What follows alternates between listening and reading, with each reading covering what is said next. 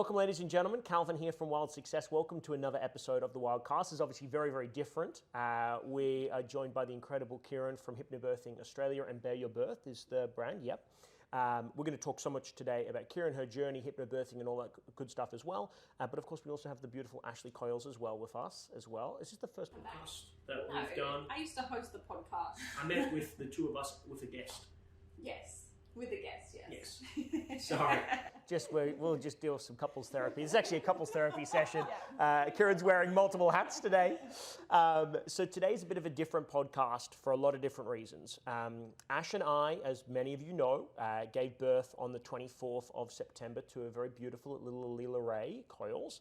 And hypnobirthing was a really big part of that process for us as well, and was, I would say, really essential for our ability to have a well-informed birth and a really beautiful, healthy birth as well for our child. And we owe a huge credit to that to Kirryn, because before we gave birth to Alila, we went and did Kirryn's hypnobirthing class, which was just remarkable. And we loved every minute of it. And so as soon as we had that, before we had given birth to Alila, we said we wanted to get you on a podcast. It just so happened that we did it after we'd given birth as opposed to beforehand. But we will first start by saying thank you and welcome to the show. Thanks. Today, what we want to cover is a couple of things. One, we want to talk about you and about hypnobirthing and about Bear Your Birth and about your journey and how this all came to be and what is hypnobirthing for our audience.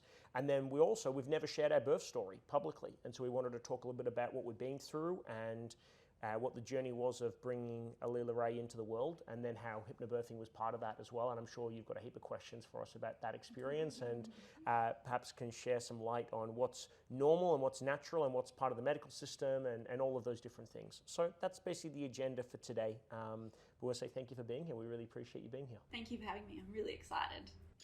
Okay, let's get started telling us a little bit about hypnobirthing. For people that don't know and have never heard of that concept before, what is hypnobirthing? How did you get started in that space? What's the Bear Your Birth movement? What's all of that stuff? Give us the backstory.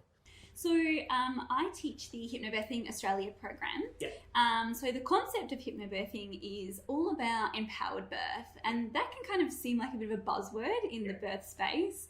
You know, what does that even mean? But what we really try to teach mums and their birth partners is that you have so much control over your own journey in the birth space, and people think that you can't control birth, so why bother trying getting educated or prepared? But the reality is, when you don't have that education, things can really turn medicalized very, very quickly, which can often lead to women experiencing things like birth trauma, which can impact the way that they move into mothering as well. So by actually taking time to get educated, it gives you the ability to be able to have say and control over that birth experience.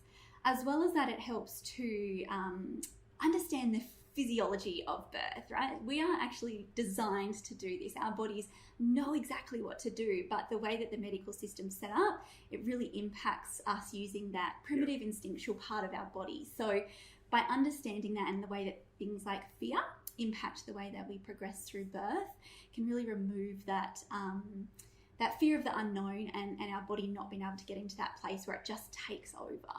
Yeah, absolutely. There was a couple of things when we did the hypnobirthing course that just, like a couple of little metaphors that just got me straight away.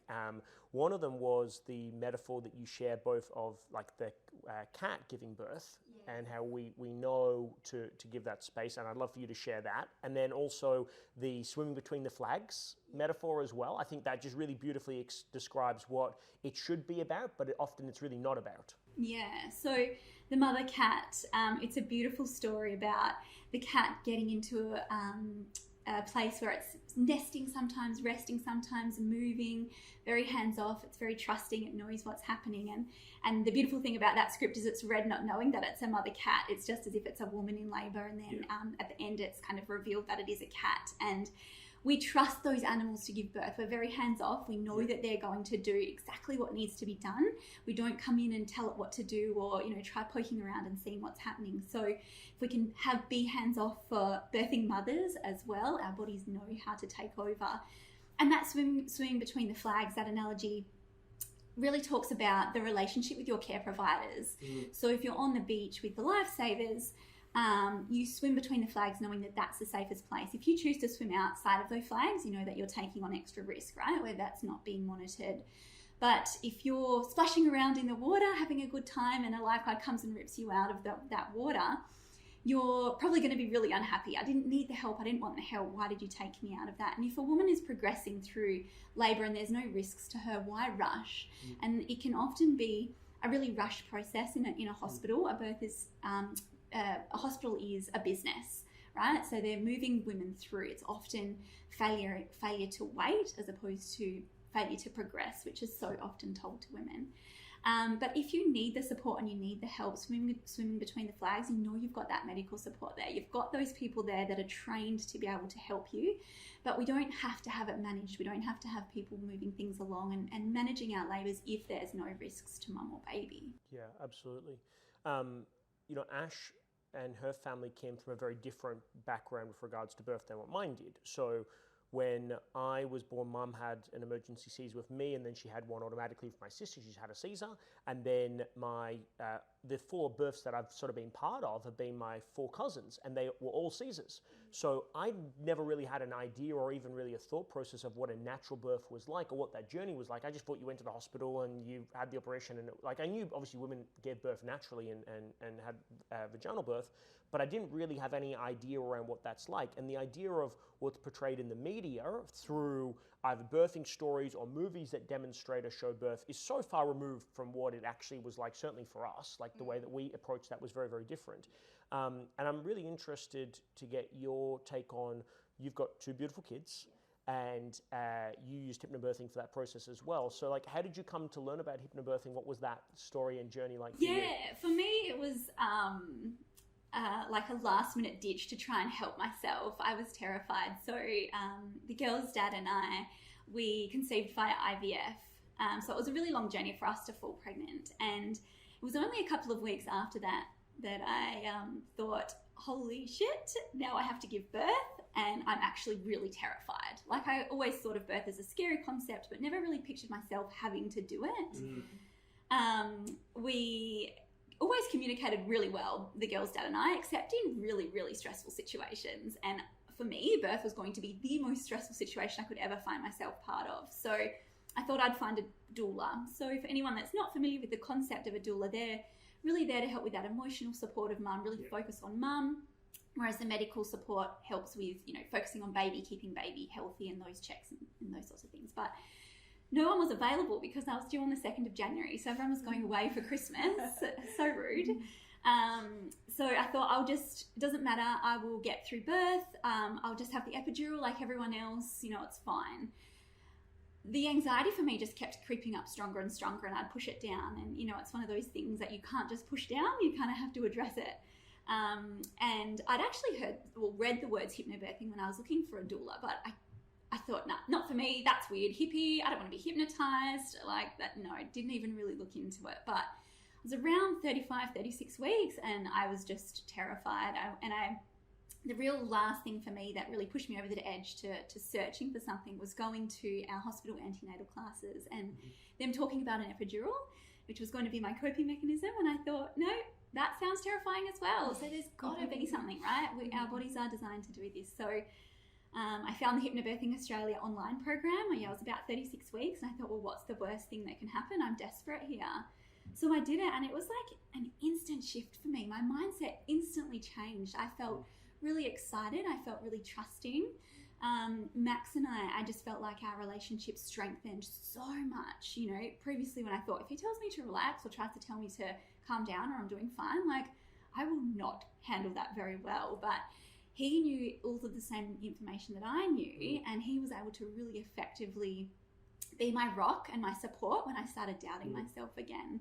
And he was really incredible through the birth. So, hands-on with the tools and just reminding me of how incredible I was and all those sorts of things. And I was really receptive to that support because I knew what we were working towards together. Yep. And I had such a beautiful experience. And I was really, I really didn't like sharing it. I didn't like telling people what I'd done. I'd had a birth without having the drugs. And I just felt like people might think that I had this tall poppy syndrome or my birth was better than theirs. So I didn't like telling anyone about what I'd done and about how proud I was of myself. It was about a year after that my midwife found me on Instagram and told me, I still think about your birth. It's a really beautiful birth, really incredible. And I had, at the time, I had lots of midwives coming to tell me, we heard about your birth and it was so beautiful. But yeah, when my midwife contacted me that long after, I thought, why after all this time does she remember my birth? Why is that so special? Which is kind of when the cogs started turning, and I thought maybe I do need to share more of this. Maybe I can do something to actually help and support women through this in the same way that I got that help and support, which is when I decided to train to teach the program. So I had my second birth after I had been teaching, and that was a really, really quick birth. I decided to have a home birth. I just had this internal knowing that it would be really quick, and I wanted to be prepared and ready at home instead of having an accidental car birth. So 2 hours for me, and had I not had that trust in my body, that would have been a really, really scary experience. My midwife arrived 10 minutes before, my baby was crowning, so there 10 minutes before I gave birth, and that could have been really scary, but I just fully trusted my body and the process, and I knew that, it was happening as it was supposed to. So I was really able to just lean into allowing my body to take over and do what it wanted to do. Yeah, wow, amazing. What was some of your big takeaways from hypnobirthing? And because you were the one that actually found it, I didn't even really know hypnobirthing existed, right? So this is obviously all Ash-led, just for everyone who knows at home. A lot of the mothers and things that I followed on Instagram had all shared their experiences with hypnobirth from across the country. So it was something that I knew that I wanted to learn about, and that type of process was absolutely something that I wanted for us, for our birth. But probably my biggest takeaway from you would definitely have been trusting your instincts, trusting your gut, trusting your body to do what it's designed to do, although you'll hear later that didn't necessarily go to plan, which brings me to my other takeaway, which was to not be so attached to the outcome of the birth and, my birth plan needs to be X, Y, Z, but to design your planner and how you want to feel during labour and make sure that the team and the support that you have around you is conducive to those feelings. So feeling confident and safe and happy and loved and all of those feelings that you want to experience can still be available to you regardless of what type of birth you end up having. So that was probably the biggest thing for me, which really helped given our outcome. Yeah, that's definitely a really big thing to start with, that we get couples to work out, because that is so different for everybody. And when we talk about empowered birth, it's what are those feelings associated with it? Because like you say, you can have those any way that birth goes, whether you have a drug-free vaginal birth, whether you have a planned cesarean, you can still feel a certain way. So making sure that you make decisions that lead you to keep that feeling at the forefront. Yeah, 100%. Yeah. There was a couple of really big things that stood out for me in hypnobirthing, which I was like, fuck, I love this automatically. Because so much of what we teach in NLP and coaching and in hypnotherapy is sort of embedded and hardwired into hypnobirthing, right? There's a lot of very similar things. So for people that are at home that don't understand hypnobirthing, and obviously everything has its own associations, right? So hypnobirthing has its own branding piece. So what are some of the key differences for what we would consider to be like the normal medicalized birth process as opposed to hypnobirthing? Like if I was looking at two different labors or two different experiences, what are the key distinctions just for everybody at home so they've got a bit of a reference of like, oh, what is hypnobirthing all about? Yeah, so hypnobirthing doesn't necessarily mean that it can't be medicalized. In fact, hypnobirthing works really well with what we'd call a medicalized birth. So if you have to have interventions, augmentation of labour, which is when they speed labour up, if you choose to have pain relief, all of those things. So I really talk about birth as a physiological birth. So that's what is often referred to as like a natural birth. I don't like using natural for that description, because it means that if you have a medicalized or C-section, it's not natural, where that's not the case.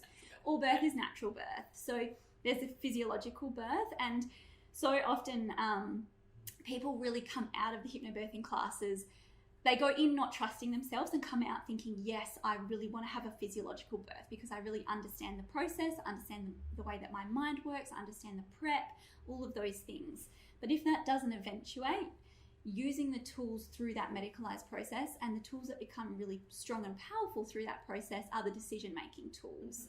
So we use brain, so asking questions about what the benefits are, what the risks are to certain medical interventions, what the alternatives are, because there's always alternatives.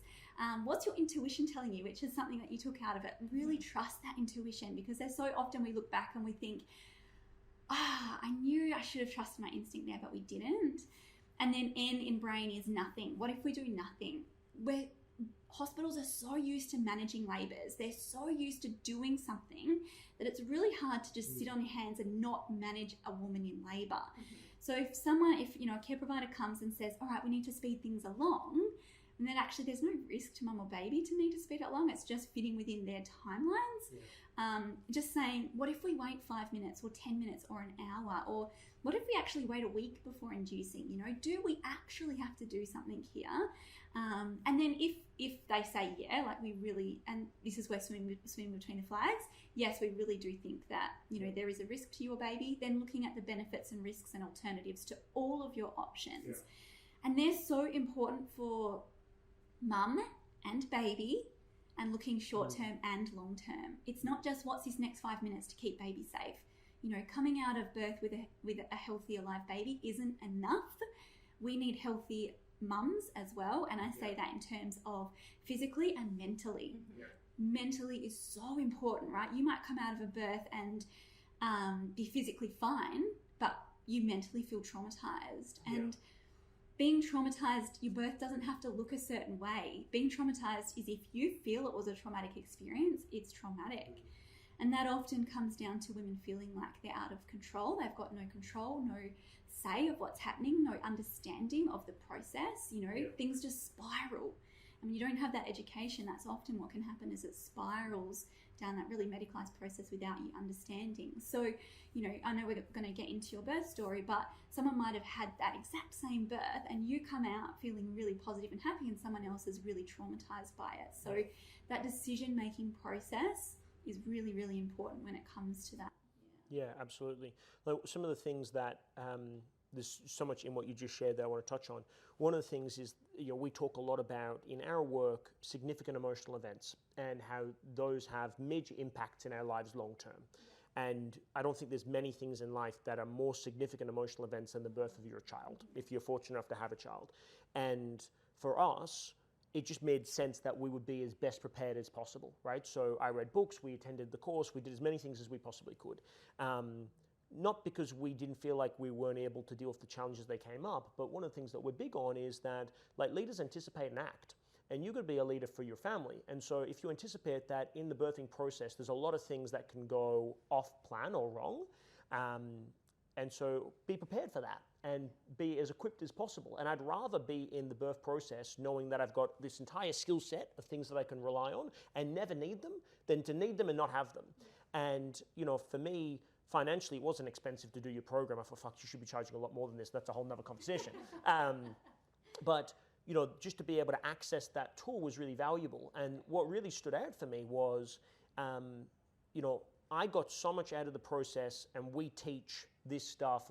If we took all of our content and made it a birth-based program, it would be very close to hypnobirthing naturally, right? So little things for people at home. So when we talk about reframing, you guys do that really well. So it's not a contraction because that's, it has I guess, negative association, or it's just energetically less. It's a surge, which, it's a different mindset around that. You're not considered to be a patient as you would be in the medical system. You're just a mum and a birthing mum.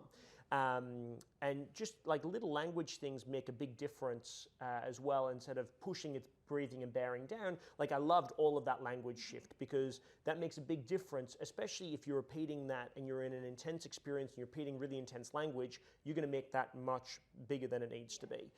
So I love that part of it.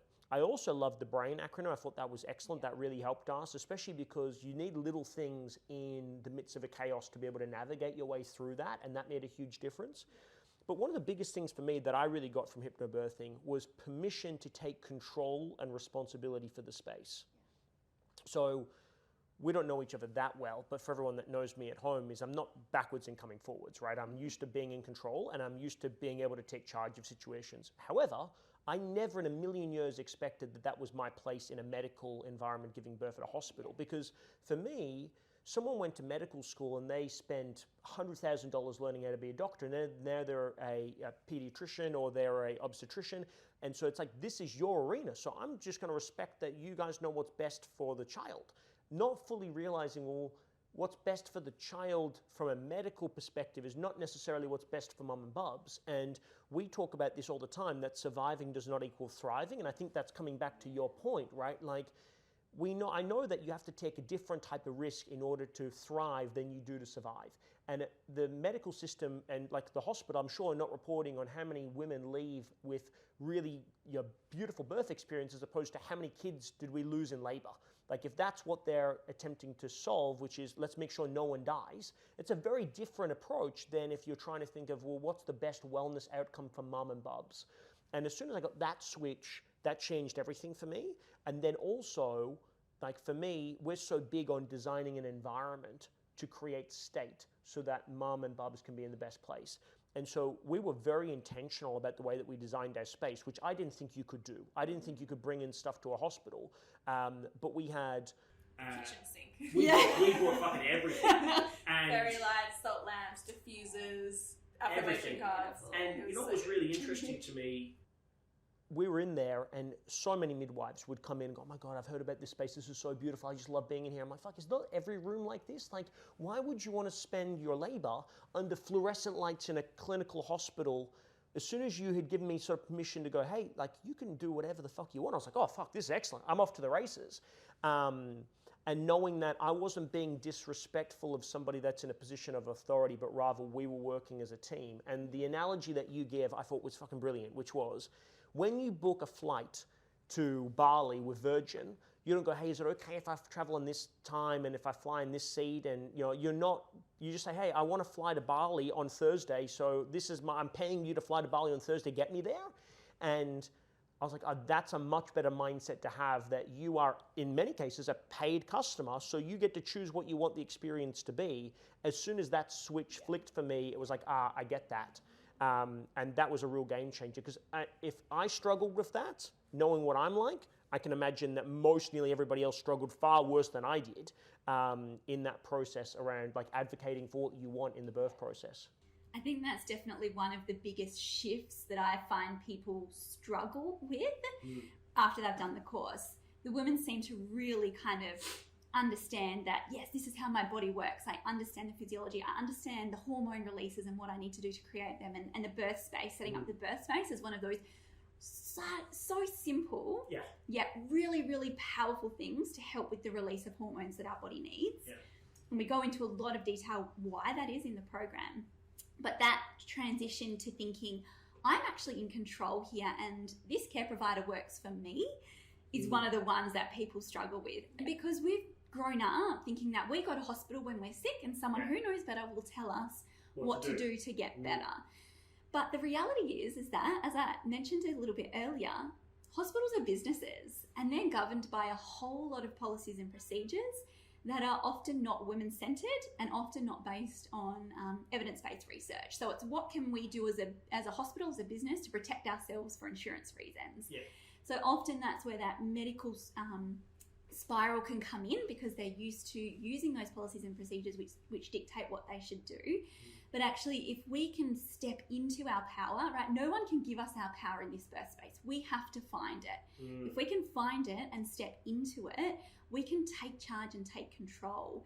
And the biggest thing, taking one step back from that, is choosing a care provider that you know is actually going to support you in the birth that you want. Yeah. So this is why things like the birth preferences are so powerful, because it helps you figure out what you actually want, helps you figure out the care provider that is actually going to help you achieve that birth, and help you feel empowered in stepping into that space and taking charge and taking control, as opposed to feeling like you have to be dictated to by someone else. Yeah. And I think there was a big lesson for us in that, in the fact that we went through the first process of trying to select a private midwife, because I thought that's what you did. And then I thought everyone had an obstetrician. I didn't understand anything about the way that world worked. And we were referred to Dr. Lisa Fowler, who we think was excellent. It was great for us.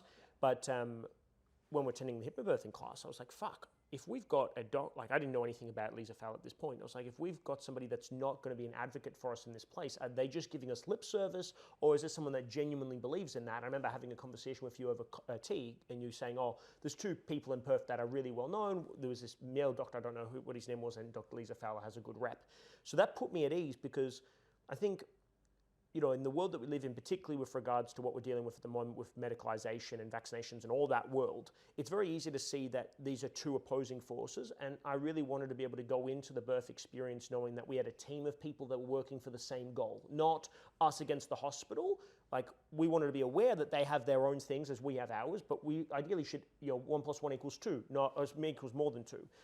So we thought that was really great, but there was other people that I knew that were at the hypnobirthing workshop, and I was like, your providers are not working in alignment with this. And so if you're listening and you've already selected an OB or a private midwife and they're not on board with it and you want to do it, like, fire that person and find somebody else, because if you don't have the right team in place, it's difficult as it is with the right team. It's almost impossible if you have the wrong team in place as well. And then you regret not making and having the courage to make that decision for the rest of your life. Like, you only get really one shot to do this properly per kid, obviously. So I think it's really important that people are open to, like, just really strongly advocating for what's in the best interest of their child, not trying to make everybody else happy, which I think is probably a big breakthrough in most people's lives anyway, irrespective of it being about birth. I think that's big.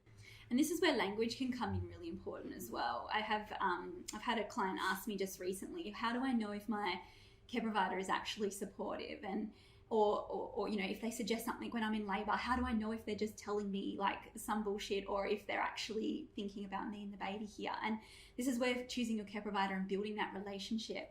We know the gold standard of care for low risk women is continuity of care with a known midwife. These are the women that are trained to help with a physiological birth, so that really natural birth process.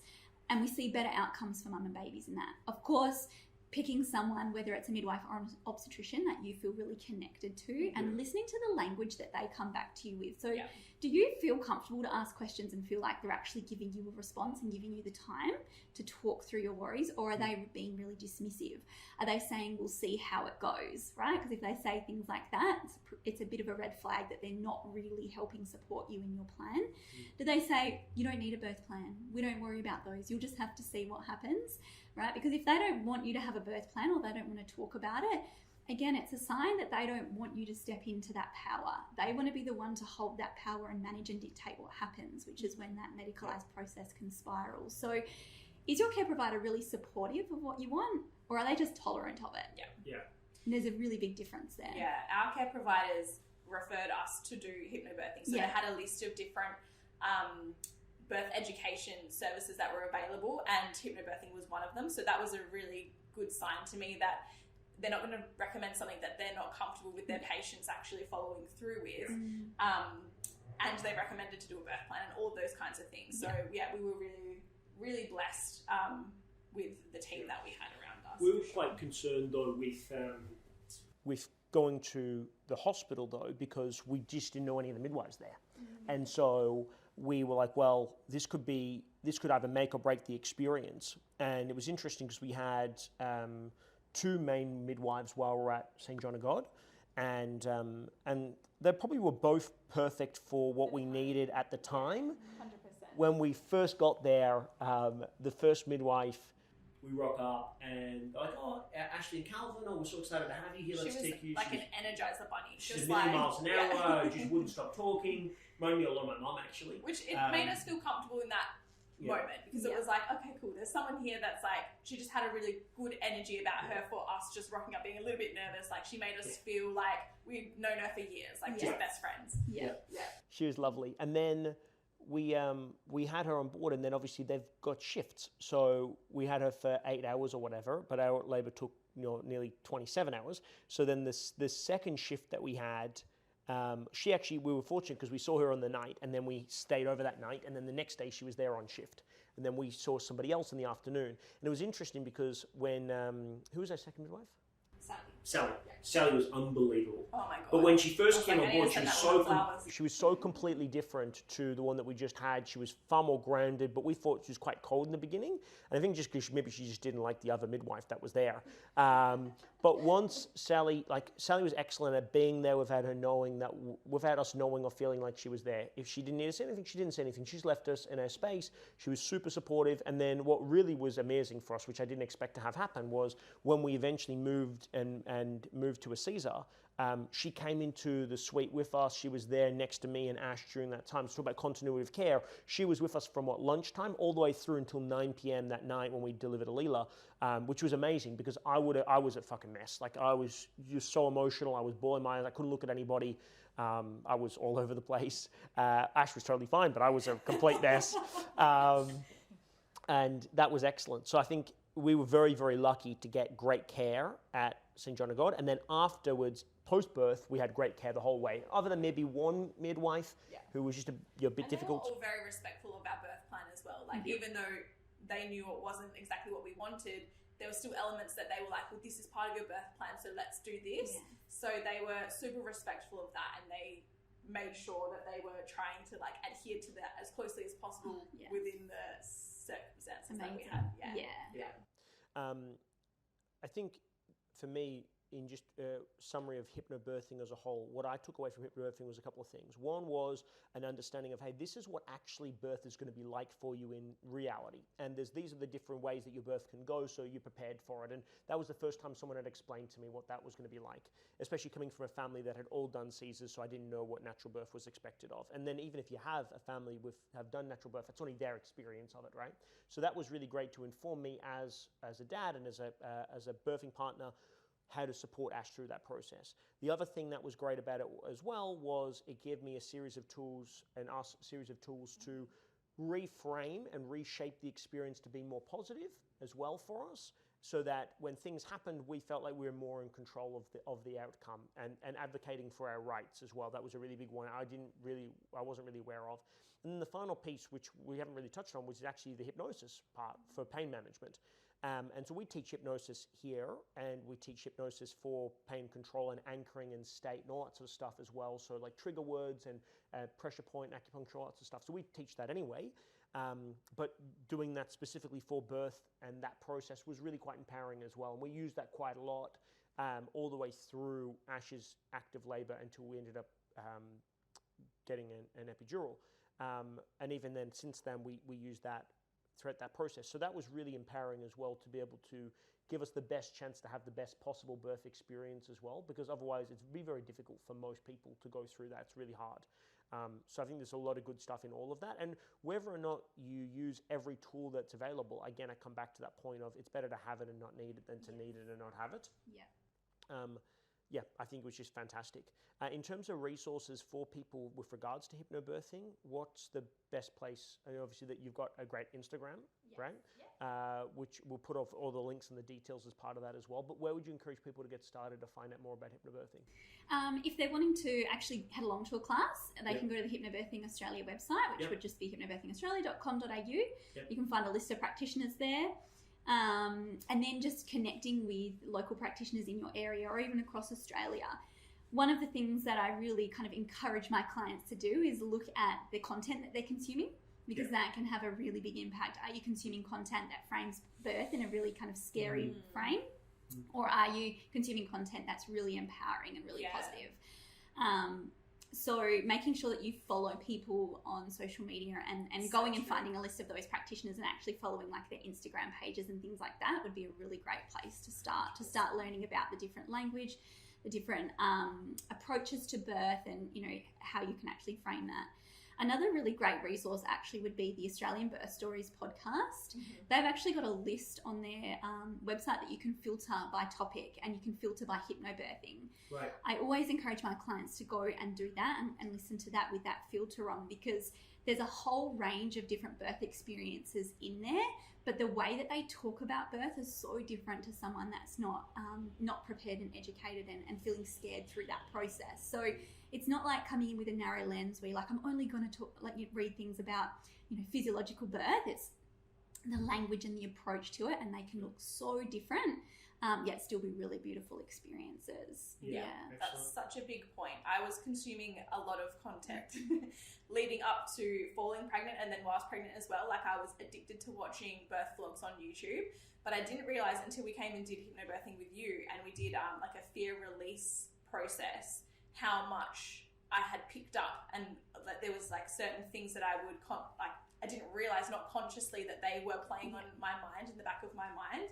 So it's just such an important point to make sure that it is positive things that you're watching, and making sure that you're not attaching to other people's stories and subconsciously having those in your mind that can contribute to feeling really overwhelmed and fearful leading up to birth. Because as soon as you've got a bump, you become a magnet for the "I was in labour for Yes. 3 weeks" stories, right? You get enough of that in person, you don't need that in your feeds as well. Yeah, I think that's super important. So we did hypnobirthing. We did the 2 days, which was epic, and everyone should do it.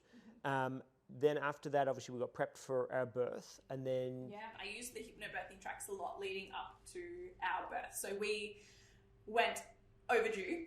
So the tracks and things like that for me to utilise throughout that process of being like, oh, my due date's come and my due date's gone, and being able to kind of maintain some sense of calm. Because at that point in time, you're so uncomfortable, everything hurts, your baby is giant, it feels like it's trying to crawl out of your belly, like there's just so many aches and pains and all sorts of things that you're just like, oh my god, and also the anticipation of like, when is this baby gonna come? So being able to use those things, even like not during labour but leading up to the due date, was just super powerful for me personally, because I could just sit there with tracks in my headphones bouncing on my ball, and then afterwards just feel like, it's all good, she'll come when she's ready.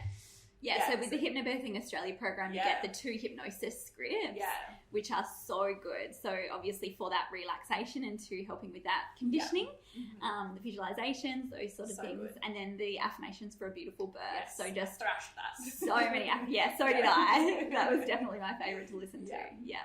So those tracks are so good, and also then you get the scripts as well. So being able to be involved as a partner and reading those scripts, and that's kind of where that birth partner role really comes alive, when you can start being like, this is a really effective way to be able to support, as well as advocating in that birth space, and we're in that really vulnerable position as birthing mothers, actually being in charge of like the tools and the touches and acupressure and all of those beautiful things. You want to go through the birth process and birth experience? Yeah, so we were headed to be overdue. Well, we were overdue, and we were doing regular checkups with our team at this point in time, and they had indicated that it would be a good idea to maybe do some stretch and sweeps and just see how everything was going. And at that point in time, I was ready for the additional help. It was just so uncomfortable, and just the anticipation of wanting to meet her was just too much to bear. So I was ready for just check me, see how we're going, and see if we can get things kicked off a little bit. So we did 3 stretch and sweeps over the space of about 10 days, I think it was, wasn't it? So they were very patient with us in terms of like, I think normally you would get a stretch and sweep, if nothing's happened in 48 hours, they'd probably urge you to go a little bit further and start some drugs or whatever at that point. But our team were really great, and they were super patient with us. And then we got to the 41-week mark, and because we were in the medical system, they don't let you go past 41 weeks and 3 days, is it? 41, so 41 weeks and 3 days. So we ended up getting induced at 41 weeks, which we had the option of 41 weeks or waiting until, I think it was past 41 and 3. There was like 40, a 5-day. There was 2 options that we kind of had, and for me, just intuitively, I felt like the earlier date was what was right for us. So plus as well, we decided to go in on a Thursday night, and then that meant that we're going to be in over the weekend, and we could relax a little bit more, and there was also like a lot of stuff around. There was just so many people giving birth as well, and we weren't sure if we were going to be able to get the space that we wanted to have as well. So they gave us a bit of leeway, and they were going to let us go past the 41 over to the whatever it is, 40 plus 10. So anyway, we got induced, and so we were induced on the Thursday night. So basically it starts slow. They put a pessary up there to release some hormones to try and soften things up, so that then in the morning they could break our waters. So we went in on the Thursday night, and that was actually really nice. Like, it was relaxed. The team was across our birth plan. We've got to set up the space how we wanted to. It didn't feel like this is the plan, this is what you need to do, and there was no like rush or urge around anything. So we were pretty happy with the energy in the space that we had when we initially got there. The next morning, we got woken up at 5:55, was it? 5:55, sorry. Yeah, 5:55. This was probably the only part of the experience that I was kind of like, this is a bit shit.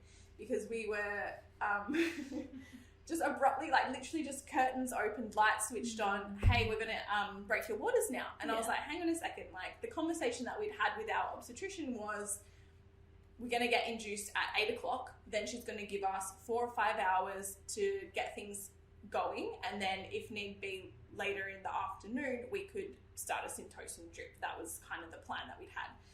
And so they busted open at 5:55. So I'm like, this isn't the plan. Like we're expecting to have this happen at 8 o'clock. And they were like, oh, no, we've spoken to your OB. She's happy for us to do it now. So that was probably one aspect where I was like, this isn't really how I thought this day was going to go. Yeah. So anyway, we were up within 5 minutes, back into the birth suite, and they had broke my waters. So because of how it was sort of framed that we would have time to get labour going ourselves, I sort of in my head I was like, cool, so it'll just be like a gradual thing as opposed to like straight away.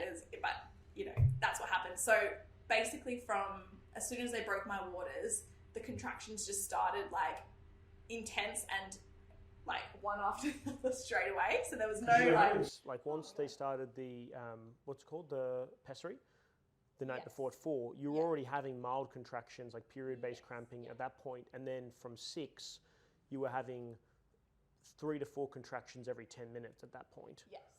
Yeah, so that was intense. And there was no build, it was just instantaneous. And I'd obviously heard a lot about inductions and that contractions can be a lot more intense, a lot quicker than when you go into spontaneous labour. Obviously, there's a bit more of a gradual build-up. So I was somewhat prepared for it, but probably not as prepared because I was just like, whoa, okay, cool, it's game time, like we're on. So yeah, we were active labouring for quite some time, and I think it was 6 hours or so, and the contractions were getting like crazy intense, like almost too much for me to bear. And we were using all of the tools in our tool belt. We had the TENS machine, Calvin was doing the acupressure. TENS machine was great. Yeah. It was excellent. Yeah, loved it.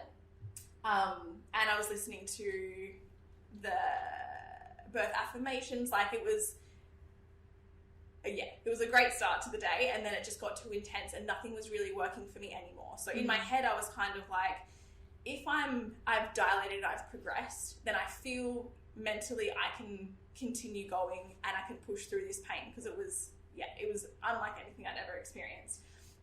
But if I haven't, then I don't know how much longer I can do this for physically. Because we were in overnight, we were being observed every 2 hours the night before as well. So it was like it wasn't like we were well rested either. So I was just like getting to the brink of like just sheer exhaustion at this point. So we called the midwife in, and I was like, and Calvin had briefed the team on our birth plan and had sat them all down and had this conversation. He was like, positive reinforcement in the room only, like don't come in and if there's anything that's going wrong, please don't address Ash, address me only, like just to the T. Yeah, it was so great. Yeah. So it was hilarious because I was like, look, I'm at the point where I'd like to get checked. So they knew not to ask me to, like, if I wanted to get checked, it had to be initiated by me. And also if I wanted to know how many centimeters that was, blah, blah, blah, like I would tell them. So anyway, she comes in and I'm like, look, I want to get checked. And so she checks me to see how dilated I am, if I've made any progress from the morning. And she's like, oh, yep, you're looking very good. Well done. Keep going. And then she goes to walk out of the room, and I'm like, hang on. Because it's like, if you had good news, you would give us a number, right? Like, oh, wow, well done. There's no number. And I was like, oh, fuck, this is not good. I was like, hang on a second, like, how's it going? And she was like, well, according to your birth plan, you need to specifically ask me for how many centimeters you are. And I'm like, lady, just tell me. Okay. That's so good that she respected that. Amazing. Yeah. Ashley, there's 0 fucks left for Ash at this point. 6.5 hours, and she's like, just tell me the number. And so she's trying to be positive, and she's like, look, so your cervix is a lot softer, but you're still at a 3. I was at a 3 when they broke my waters earlier in the morning, and I was like, okay, look, what's the menu? What's the drugs? And she was like, well, so we tried the gas for one breath, and I think I was just so exhausted. Ash's like, give me the epidural. I was like, let's try the gas, because that's a part of our plan. We'll start off with the gas. So fine, give me the gas. I tried the gas, and I just wasn't a fan. Like, at that point in time, I think I was just so mentally and physically exhausted from the whole ordeal that trying to time the gas with the contraction and still having to work to get that relief at that point in time was mentally too much for me. And I intuitively, I was like, I just can't, I'm not coping, and this is going to, I felt like it would be a much worse experience for me if I didn't have the relief that I just needed in that point in time. Yeah. So we went for the epidural, which is great. It doesn't always work. For us, it only worked on the left side, not the right side. So they had to constantly keep topping me up, which meant that I couldn't move. Like, ideally, we would have had the type of epidural where you can still move around and all of those types of things, but it didn't work on half of my body. So I was still experiencing like 10 out of 10 pain on one side and numbness on the other side. So it meant they had to increase the dosage enough that I was just completely numb. So couldn't move, couldn't walk, had the catheter, the whole kit and caboodle. But I was able to get some rest. And given the way that the rest of the day went, I'm actually really glad. Like, I feel like it was the right choice for us in that point in time. Oh, without a doubt. Like, you couldn't do more than the 6.5. It would have. You could have done, like, anything's possible, but you had done such an amazing job for that first 6 hours. Like, it was so fucking intense. And I think one of the biggest things that I was grateful for to have had hypnobirthing with was that 6.5 hours was brutal for me, because I'm watching my wife going through a process of trying to give birth to my daughter, and there's nothing that I can do beyond trying to show up and use any tool I've got to help. And if I didn't have those tools and I didn't have all the training that I had, you'd be like, I was going to say tits on a bull. You'd be useless because, like, you're struggling. I want to help you in some way, but I've got nothing that I can do. And not to say that nearly anything that I did helped, but at least I felt like I could do something. And, and it's difficult because you're going, cool, I'll do acupressure, and then sometimes that'll work, but then the next surge or contraction, then it wasn't working. So I try and do something different. And it was beneficial for me to have had all those tools, because if I didn't have them, it was a very tough 6 hours to watch her in pain so bad and go, this is all part of the process, but I want to feel like... It got me to a point, and I feel like if our situation had been different and I had been progressing and getting to the point of us making it all the way to the end without the pain meds, then those tools would have absolutely got us there. But it was I think the mental, you've not progressed, there's no indication of how long this whole thing is going to take, and can you last that long in this amount of pain. And in my case, I just couldn't, and I was just so exhausted. So I managed to get a good amount of rest, which was, in hindsight, exactly what I needed, because we ended up going into surgery not long after that. And I feel like if I hadn't have had that rest and I had have laboured the whole way through without progressing, that I just probably would have felt quite defeated, deflated, and maybe not had the positive experience that I did end up having. So we were checked a few hours later. Once they put the epidural in, they also put me on the Syntocin drip at that point too, which is supposed to allegedly make you dilate 1 centimetre an hour, which wasn't the case for us. No. We got to a 6. One of those arbitrary numbers that the Yeah. blankets, 1 centimetre an hour. So no. Because our bodies are machines also. Yeah, exactly. Not true, it doesn't work like that. It's like a ratchet, you just open it up. So we went on the drip, and then we progressed to about a 6 a few hours later, and everything's looking positive at this point. And our obstetrician was due to come back about another 3 hours later after that. So in that point in time, I got some rest. They told me not to get another top-up without checking how we were going, just in case that was an indication that it was time for baby to come on her own. But the right side again, just like intense 10 out of 10 pain, but we still weren't progressing any further.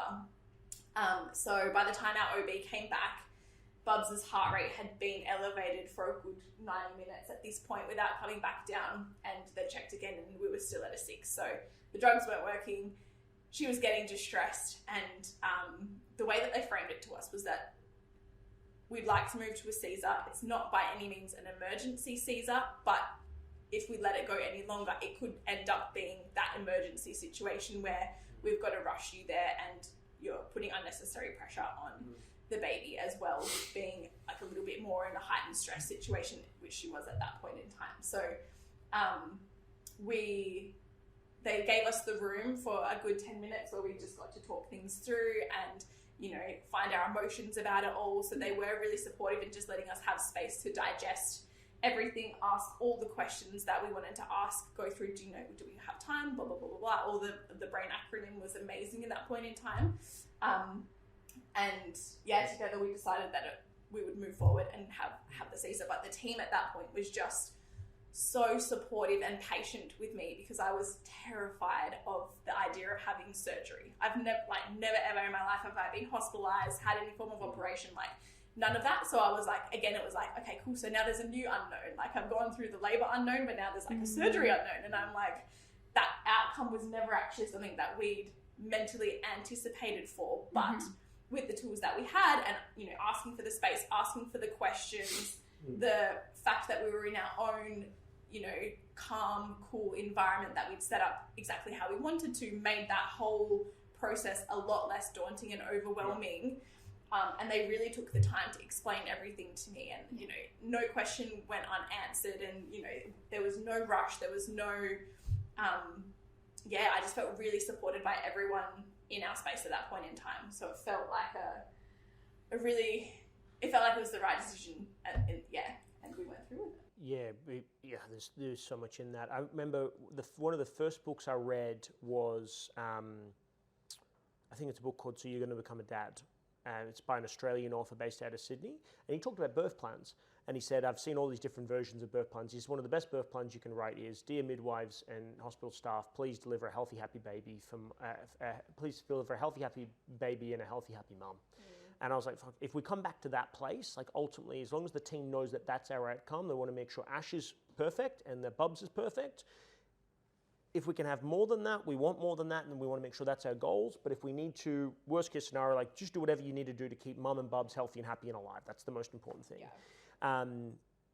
And we had intentions, but we're also clear about the fact that if that's not part of what this birth is meant to be like for us, that's not part of what the birth is meant to be like. So by the time we get to 7:30, nearly 8 o'clock, I'm completely cooked. Like I was so emotional during the whole process. And like it didn't help. Like one of the things that we did was we had a beautiful playlist, but we had all these really beautiful fucking like Disney songs, and I was crying the whole fucking day. I reckon I cried for 28 hours in a row. I remember waking up at one point from my I was a mess. And he was just holding my hand and crying to songs and like pressing the epidural button every time the light came on. Boost up, right? I was terrible. I would get emotional about it. There was a couple of things that really stood out for me in the process, right? So is it Sally that we had? Yeah. So we've got the check at 5 o'clock. Ash is at 6 to 7 centimeters dilated, so we're heading in the right direction. And so Ash is sleeping, and I'm sitting next to her. And for everyone, you're in this room, and they've got normally like this sort of strap on Mum and Bubs that check Mum's heart rate and Bubs' heart rate, and fucking all of these sounds are going off and stuff like that as well. And if you can, tell them to fucking turn the sound off because you're just stressful. Yeah. I saw her, you put a post up as well about the clock. So Ash kept checking the clock, so we just took the fucking clock off the wall. I was like, it's like the casino, you don't know where we're at, right? So that was a really big thing for us, but I wanted to make sure that, and like Sally was really supportive, but at about 7 o'clock, I saw her looking at the clock, I saw her looking at the accounts, and she didn't say anything to me, and then I saw her start prepping stuff, and I was like, I'm pretty sure if we have a natural birth, we don't need any of the things that you're prepping. And I'm also thinking to myself as well, maybe she's just prepping in case we need to have a Caesar. But I was like, but you're breaking open sealed things and bringing out like pain syringes. So I'm thinking, can she see something that I can't see and we're just not having that dialogue? And so sure enough, when Lisa came back in, she did another check. Ash hadn't dilated any further, and Sally's like, well, I didn't want to tell you any bad news while Ash was sleeping. I want to let you rest, but I could tell from this that we're not making any progress, and Bubs' heart rate's elevating, and we're not comfortable with it. So I think that was great for her to go, as a professional, you want to make sure she's anticipating what's coming next, and if she thinks that we're going to head to a Caesar, I'd want her to be prepared for that so we're not rushed. But she did a great job of not telling me that we were heading down that journey, but was prepared for it if it needed to get there, which was great. Yeah, I think this all kind of comes back to what I took away most from hypnobirthing, which was regardless of your outcome, make sure that, you know, you're feeling a certain way and that your emotional space during the process is able to be contained in these positive feelings, because they did give us the space that we needed to maintain that. And because when they said we're going to move to Caesar, I was like, fuck, this is not part of our plan. Like, and then I was like, well, what if we waited half an hour, right? Because I was like, I don't think they'll give us an hour, but I'll ask for half an hour. And then Lee's like, look, we can wait if you want to, but if Ash would have made progress, if we've waited for 3.5 hours and Ash hasn't made any progress. So I don't think half an hour is going to make a difference. And the reason why we're suggesting it is not because we need you to have a Caesar, but because Bubs' heart rate has elevated and we're getting to a point where it's becoming uncomfortable. So okay, well, and I could see the chart. Like, I'm looking at Bubs' heart rate the whole time. And so it's okay, no problems. But then you're like, well, what's the reality of a Caesar? And then they go, well, by the way, you need to sign a declaration to say that you're okay with her having a blood transfusion because 1 in 10 women fucking bleed out on the table. I'm like, what the fuck? This is not part of the plan. I'm fucking freaking out. And then you got to get fully dressed in scrubs and boots and all this sort of stuff. And it's intense. So I was like, can we just have 5 minutes? And to their credit, everyone fucking left the room. Like, no problems. Like, no argument. Everyone fucking left.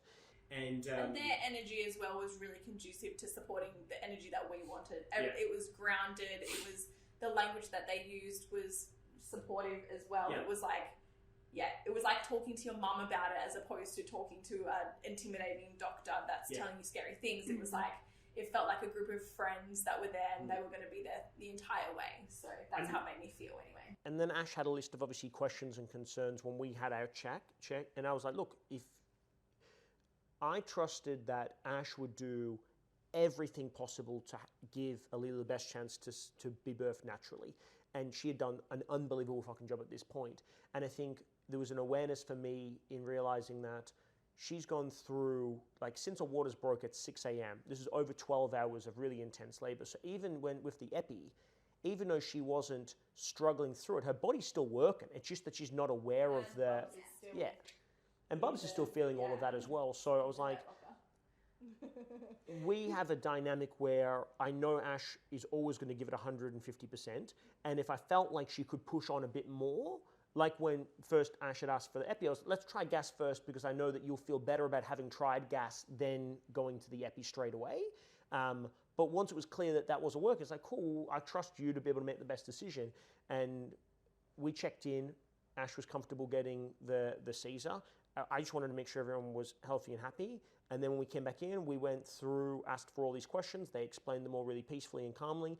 And then as soon as we had given them the green light, they were excellent. Everyone was in. We got it, like, that was quite a stressful experience. So had we not been calm and collected and prepped and asked for the space and time, if we had to go to an emergency Caesar, that would have been fucking horrific for people because, you know, there's an extra bed that gets wheeled in, and then there's like 30 people in the room, or what feels like 30 people in the room. There was probably only 6.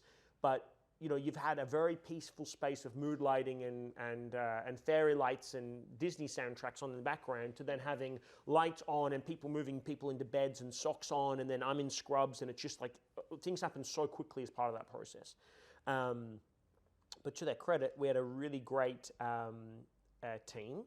A midwife came with us, which was great, and then she was amazing. It made the whole process much more like light and like lighthearted, wasn't it? She took photos for us. She was like, "Give me your phones. I will take photos. I'll make sure that you capture all the moments that you need." Great.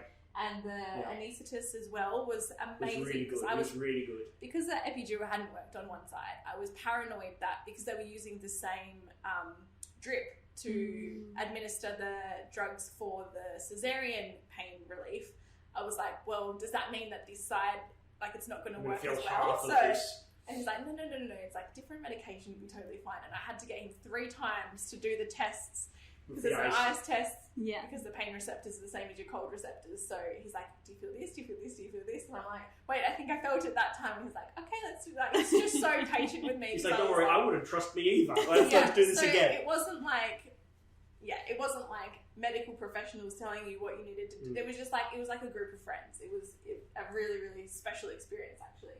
Yeah, it was really good. I mean, and to put it into context as well, right? So at this point, before we go in for a Caesar, I'm a fucking mess, right? I'm all over the place, right? I'm just so proud of Ash. I'm just so in that pocket. So I'm crying uncontrollably. And then, of course, we go to a Caesar, and I'm just assuming the worst case scenario at this point. Like, I'm trying to advocate, but I can't. Like, I'm drowning at this point. I'm bawling my eyes out. I've got pockets full of tissues because I'm just like a mess. I was just so tired and so emotional. Everything was just so much. And I was, at this point, just really praying that everything was going to be fine, because I was like, this was our last worst case scenario. And now we're living that. I'm like, I really want to make sure it's all good. And of course, you go into surgery. It's fucking major surgery. So you're like, people have issues all the time with major surgery. Thankfully, we had an amazing team and everything was perfect. But I was just a blubbering mess. Ash was fantastic the whole way through. And they did a great job of sort of calming me down and making sure that I was okay through that process, because I was really not good. Like, I teach emotional mastery, but I was drowning. I was not in a good place. He has the birth trauma. Well, saying that though, men do experience birth trauma. It is serious. And when my dad was in this situation, he went into the birthing suite and then nearly passed out and had to go and sit in the waiting room in the scrubs because he couldn't be around mum. And I was like, I don't want to have that experience. Like, look, if you're going to pass out, please pass out over here. I'm like, oh, fuck. But then, so they deliver Bubs, and then there's this moment where they're like, yep, she's out. And you know there's a baby in the room, but you can't hear her yet because she hasn't screamed yet. And that, what was probably 3 seconds, felt like an hour. And then as soon as you... We were just looking at each other like... yeah, and then she came out, and we asked them to do delayed cord clamping, and then we had the ability to go, cool, can we do swabbing and all that sort of stuff, and then can we do delayed cord clamping? And to their credit, they were excellent at all of that, so they really did that for us as well, to the best of what we could with a Caesar as opposed to a natural birth. And that was just really excellent. And then, so we had given birth to Alila at 8:55, and then they wheeled us back up to the birthing suite, and then, then it was time to start breastfeeding. And that, by the way, like, I think one of the things that I want everyone that's listening to be aware of is, don't just spend time planning what birth is going to be like. Spend time planning what the 5 days after birth is going to be like, because no one puts any focus or thought into that, and that's infinitely harder than what birth is like. Like, it's really fucking intense, especially day 3 when Just before your milk comes in. it's just hard. Like, it's brutal. And you really no idea where you're going and what way is up or down. Like, we're very lucky we had private health, right? Because I was asking them, I was like, what's the difference between private and public? And I know there's people who've had negative experiences with private and positive experiences with public, but one of the big ones was like when day 3 after Caesar at public, you're getting discharged, sometimes 2 days after or a day after natural biological birth, you're discharged. Like, we were in there for what felt like 6 days. We were there for 5 nights, and there was literally no rush. Like, and for us, we needed that time. Oh yeah. And the support from the midwifery team as well. So we were very well supported the whole way through, and there was never any, like, they would kind of like left it up to us as to when we wanted to be discharged. So they would ask us, like, are you ready? Like, do you need an extra day? So credit to the team at the hospital that we were at. They were just incredibly supportive the whole way through. So there was no, for us, it wasn't like, hey, we need your room back. It was like, take your time. If you need the support, we're here. You know, do you need another day? So that was incredible. And I think, just to touch on what you said, something that we also took away from hypnobirthing was, you know, the fact that you're there and you're doing it with your partner and making sure that you guys are a really solidified team and you have had those harder conversations before leading up to birth is just so important, because what I didn't realize after a Caesar is just how hard that recovery is. Like, you can't move. You're bedridden for at least 24 hours after. So it's not like you can just get up and grab your baby. Like, you need the support of your partner or whoever your birth partner is after birth as well, not just during labor, to, you know, in case something does go wrong, or you've got more ailments than you anticipated, or you have had to have surgery, or you've got, you know, a huge amount of stitches, or whatever it is, that whatever happens in your birth, having that person there to support you in that after birth process, at least for that first week or so, to be able to, you know, if it wasn't for Cal, I would have been, you know, I would have had to buzz the midwives in every time I needed to feed the baby, or every time the baby was crying, because it literally takes me 5 minutes to get up out of bed. So, and you know, if your brand new baby's screaming, that could be as well a very traumatic experience in that afterbirth process, to not have someone there who's just hands-on and ready to go with you. So the teamwork aspect of it is so definitely so big, and particularly the breastfeeding. That's something I really encourage my clients to get educated around. If breastfeeding is important, it's so hard to figure out what the fuck's going on when you're, you've just given birth and you're trying to get this baby to latch. You need to put that time and prep in beforehand, and the postpartum as well, and particularly in this day and age that we're in, where families are often separated. If you don't have that family support there, how else are you going to get supported? Because we can't do this alone. We are not meant to do it alone, and we go through so many changes. Our brains change, our bodies change. We need that support, and even just for like the two of you, or the partners, how's your relationship going to change? How's your social life going to change, and your finances, and all of those things that often are boiling points for tension. You don't need those things. So actually taking the time to just think about it and have those hard conversations when you're not in a really emotional space. Yeah, I think one of the principles that you shared at the course around hypnobirthing, which I've tried to keep going post-birth, is this idea of like advocating for mum and bubs. So I think you give the analogy of mum needs to be in that sort of primal place, and that I can act as the sort of neocortex, right, and make the decision making. And once I understood my role in that, that was very easy for me to do. But then post-birth as well, like, cool, you've given birth now, but mum still needs to be in that same place. Like, that bubble doesn't just disappear straight away.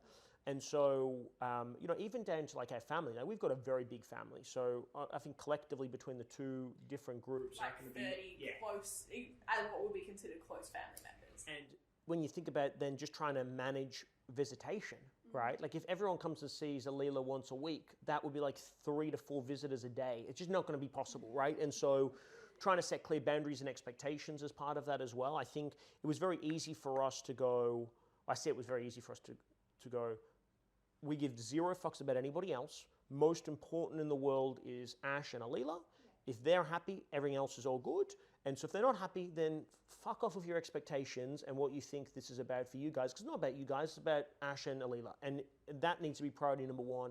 And so I'd really encourage people just to be okay with setting those boundaries. And that's going to ruffle people some feathers, but you've got to get over that real quick. Because, it was very easy for me to be selfish in that way for them.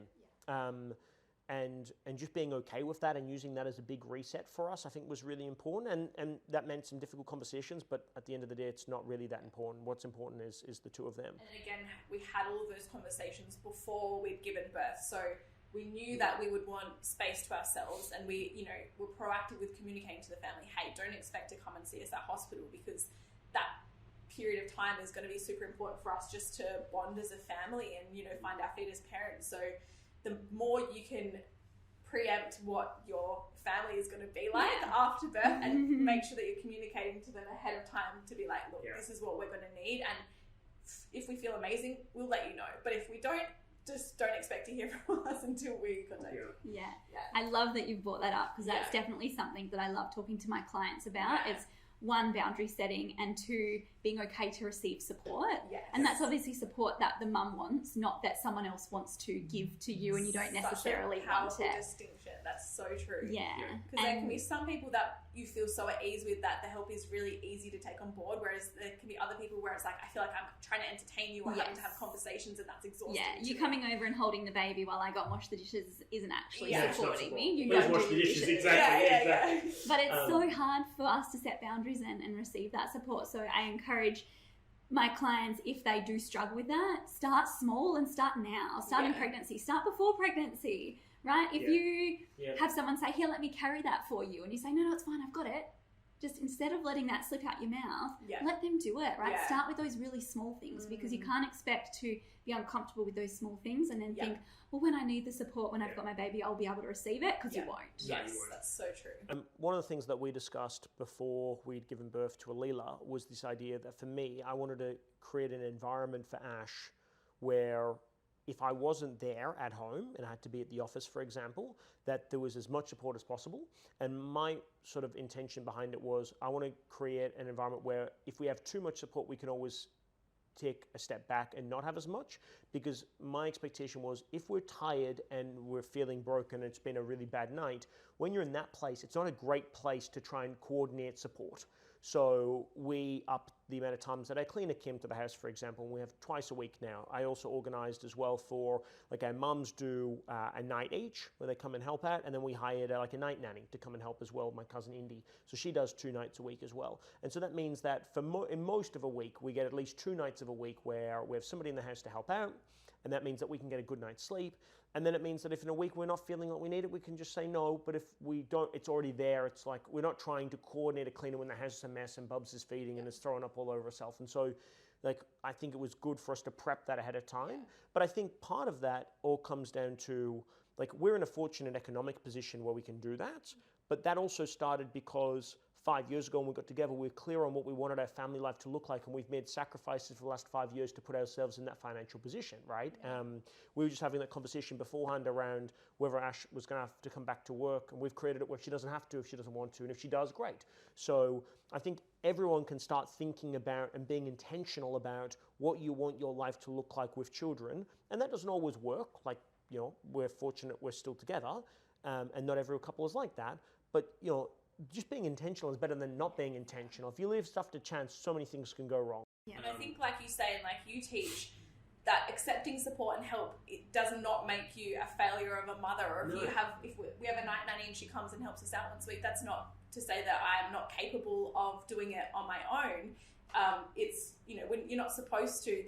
As you teach in your program, history shows that, you know, when we are in our most primal states, and in communities and things like that, everyone pitches in and helps, and it's not just up to the mother to do everything and continue to run the household and support the family and make the meals and do all that alone. It's about being able to accept the support and the help as you need it. That's right. Mothering and housekeeping are 2 different roles. They're 2 full-time roles in themselves, and we've just grouped it all together. Well, you're at home with the baby. You should be, or I should be, cooking dinner and having a clean house and having, you know, the kids presented beautifully. It doesn't work that way. We need that support for both of them. We can't take on those 2 full-time roles and expect that we're going to come out feeling okay. We're just and like exhausted. my mindset's always been that Ash, the most important role is mother. So Ash, if she has time and capacity, should spend all of her time with Alila, nurturing and loving and developing Alila. Do I give a fuck if the house is clean or not? No, I don't, because the most important thing is Alila. We can find a cleaner to come and do that. I can't find a mother for Alila, right? That's what she was born to do. So, like, if we can be in that position, and we're not always in that position, just mother Alila, and we'll take care of everything else that's not doing that. Because if I, like, the way I think about it is, if I was at home, I'm not fucking cleaning the house. I'm spending time with Alila, and I'll hire somebody to clean the house. So, like, we're very clear on that expectation for us. And, you know, we work hard to create an environment where that's possible.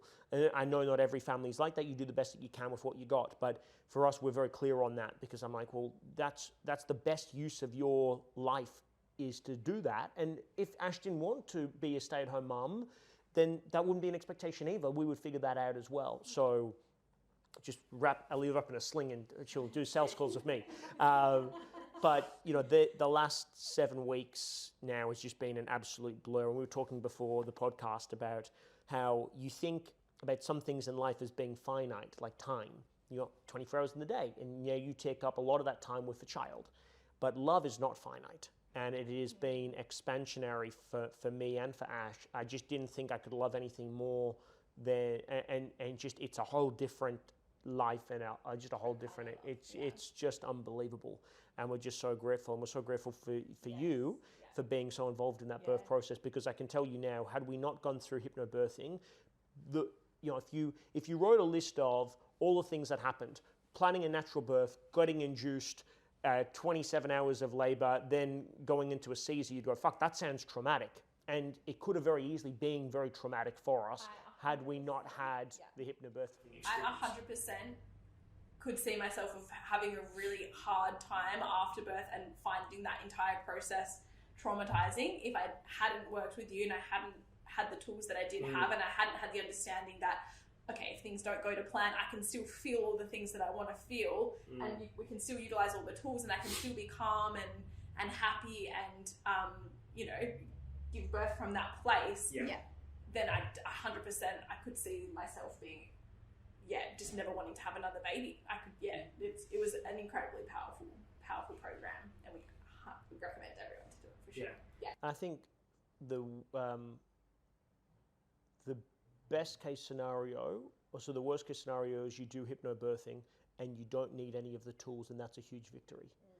Whereas the other alternative is you don't do the program and then shit goes wrong, and then you spend the rest of your life trying to work through the trauma of a really negative birth experience for mum and bubs. That's not a risk that you'd take. So I think we got huge benefits from it, and we really appreciate it. Oh, thank you. I just want to say, because we kind of skipped through without me saying anything about your birth plan, your birth, I should say, you guys were just such an incredibly strong team. And I know even prior to going in for that induction, the conversations that you guys were having were so robust around what is the right thing for us to do here. And I just knew that you were going in feeling so prepared and confident in your decisions that you were making.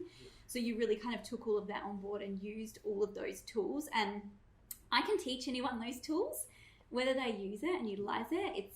I've got no control over that. Yes. So the fact that you guys were able to take those learnings and really implement what worked for you to be able to move through that really beautiful experience together as a team.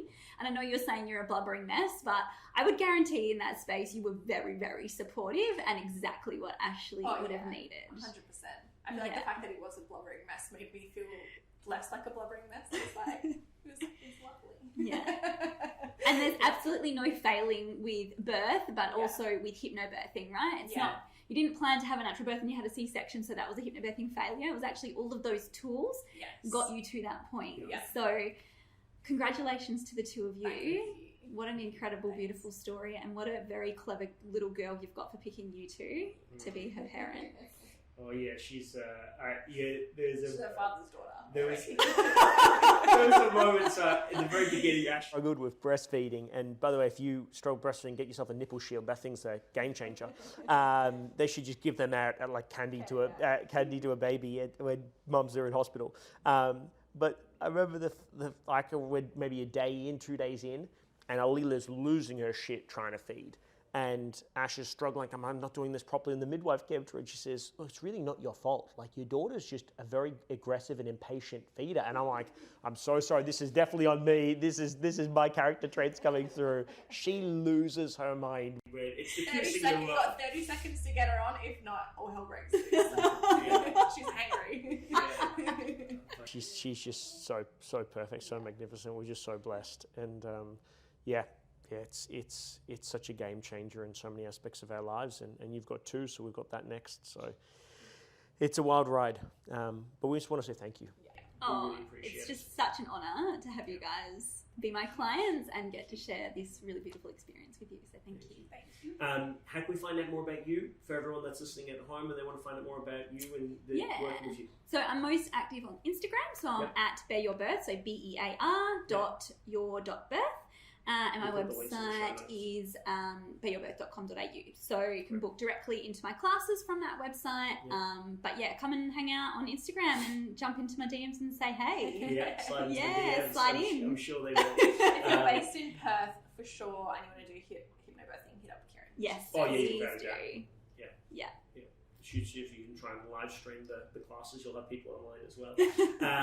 We appreciate you. Thank you so much for your time today as well, and just for everything. It's been amazing, and it was beautiful to complete the full circle and go through the story with you as well. Amazing. Thank you. Thank you so much. Appreciate it. Guys, for everyone that's listening, thank you so much for joining us for this experience. On behalf of all of us, we want to say thank you for being here. Please go and check out Kirryn's stuff, of course, and wherever you're watching this or listening to it, leave us a like, a comment, a subscription, a follow, anything else, Jade, that they need to do. That's all those things. We've said enough. Lots of love, good luck, and God bless, and we'll see you on the wild side. Thanks, guys.